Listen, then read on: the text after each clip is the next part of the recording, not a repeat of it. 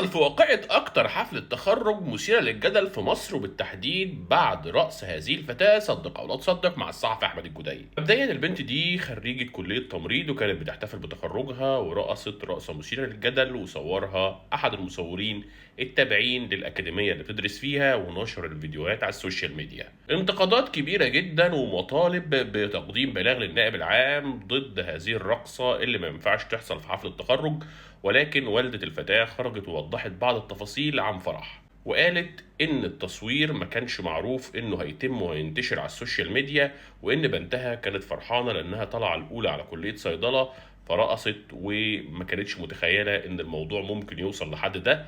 وقالت كمان إنها هي اللي بتربي عيالها من 7 سنين بعد انفصالها، وبكت بكاء شديد جدا في كل اللايفات اللي ظهرت فيها. فرح كمان في حالة نفسية صعبة جدا بعد الهجوم الشرس عليها، وبرضه بتوجه الاتهام لمصور حفلة التخرج اللي كانت عارفة انه المفروض بعد ما يصور الفيديوهات دي يسلم كل بنت الفيديو بتاعها ما ينشروش على السوشيال ميديا. الأكاديمية اللي كانت بتدرس فيها فرح كان لها تعليق من خلال أحد المسؤولين فيها، وقال إنه اتصدم من الرقص اللي كان موجود في حفلة التخرج واللي كان بيأخر الطلاب لحد ما يوصلوا عشان ياخدوا شهادتهم واللي هو الدرع بتاع التخرج. وانتقد التصرف اللي حصل، ولكن قال إن طبعا معروف إن هذه الحفلة هيتم تصويرها فيديو ونشرها على السوشيال ميديا وكل الناس عارفة بكده. وطبعا المصور كمان اللي اسمه كرولوس وصاحب الفيديو المنتشر لهذه الفتاة قال برضو إن كل البنات عارفة إن دي فيديوهات من حفلة التخرج وهتنشر.